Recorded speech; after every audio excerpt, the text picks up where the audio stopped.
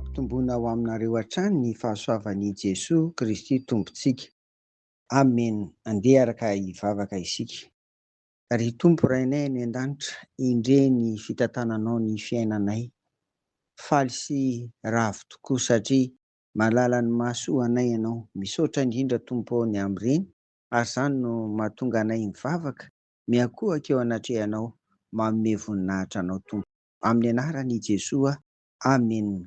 Manapaka amin'ny fahefany ny Tompo, izany no loha hevitra iainantsika ao anatin'izao volana Jona izao. Andro faharosady anio, talata riavako, ary hitantsika ao anatin'izany fa tsara raha miaraka hatrany mandinika sy mamakafaka, ary indrindra misaintsaintsika ny amin'izany hoe manapaka amin'ny fahefan'izany ny Tompo. Asongadina ao anatin'izany mantsy ny mampiavaka an'ity Andriamanitra Ray sy Zanaka ary Fanahy Masina izay ivavahantsika ity, ary anisan'izay mampiavaka azy koa ao anatin'ity loha hevitra ity ilay hoe fiandrianan'Andriamanitra. Ao anatin'izany mantsy noamitinana ny maha-izy azy an'ity Andriamanitra Ray, Andriamanitra Zanaka dia Jesoa Kristy, ary Andriamanitra Fanahy Masina izay inoantsika sy tompontsika ity. Ry havana andeha tsika aka ohatra indray ny amin'ity anio ity, dia ny tantaran'i Joba izany. Rehefa azo lazaina fa tsy nanan-kalahatra intsony Joba, satria izy dia azo atao hoe nanamarina ny tenany, tsy nanota teo anatrehan'Andriamanitra, ary ireo namany ireo dia miteny foana fa ny mahatonga an'izao zava-misy izao, ny fiainany feno ao ny aretina, ny fahoriana sy ny sisa, izao fijina mahazo azy izao dia vokatry ny fahotana.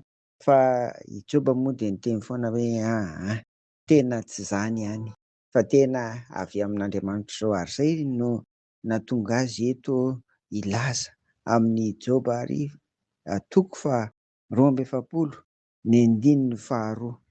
Milaza izy eto ny amin'ity Andriamanitra ity rehefa resy lahatra, ia hoe tsy nanan-kambara intsony izy. Izao ary nambarany ry havana: fantatro fa hainao avokoa ny zavatra rehetra, ary tsy azo ferana ny fisainanao. Amen. Izany no atao hoe fandraisendahatra farapara, satria efa mamarana ny toko ity toko faharoa amby efapolo ity amin'ny bokin'ny Joba ry havako. Roa no asongadina ao anatin'izany hoe manapaka amin'ny fahefan'izany Andriamanitra. Ambarana eto hoe fantatro fa hainao avokoa ny zavatra rehetra, izany hoe afaka manao ny zavatra rehetra Andriamanitra, raha izay koa izany ny tena andikana azy eto. Izany hoe afaka mampisy ny tsy misy izy, na koa ny mifanohitra amin'izay manafoana ny efa misy. Ohatra koa izany raisiny izany, fa be dia be no anehoan'Andriamanitra izany hoe hainy avokoa, na vitany avokoa, na azony atao avokoa ny zavatra rehetra, ary avy eo indray mbola misy tohany, ary tsy azo ferana ny fisainanao. Izany hoe ny fikasan'Andriamanitra dia tsisy fisainan'olombelona afaka mieritreritra an'izany, ary tsisy fahefana na fahaizan'olombelona afaka koa misakana an'izany.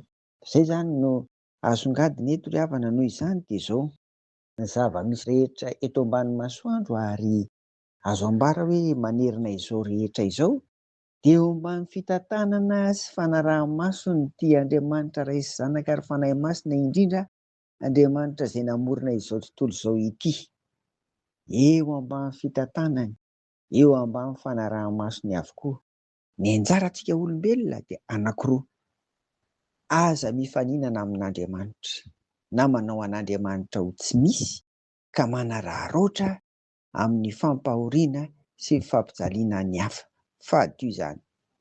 Izay izany ny anankiray izay tena atao hoe asongadina eto: aza mifaninana amin'Andriamanitra, ary aza manao an'Andriamanitra ho tsy misy. Ny faharoa dia izao: ekeo izay ataon'Andriamanitra amin'ny fiainanao fa mahasoa anao izany.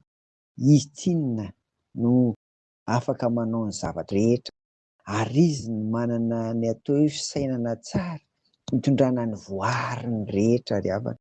Ary ao anatin'izany tsika olombelona, noho izany dia ekeo Zao misy ianao zao, ohatra kely vatana, ohatra mareo ara-pahasalamana, ohatra kely hery, ohatra n'inon'inona zany atao eo amin'ny fiainana, de zao ekeo aloha reny.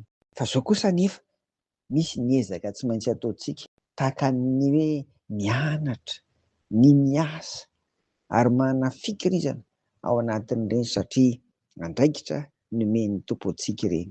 Na dia aza le teninay teo hoe ekeo izay fitondran'Andriamanitra sy izay ataony amin'ny fiainantsika ary indrindra zao maha ianao hanao zao.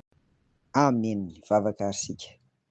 Andriamanitra misaotra anao fa nataonao toy izao ary misaotra fa ny Andriamanitra zanaka ivavahanay dia afaka manao ny zavatra rehetra ary indrindra manana eritreritra ny amin'ny hitondrany ny fiainany voariny.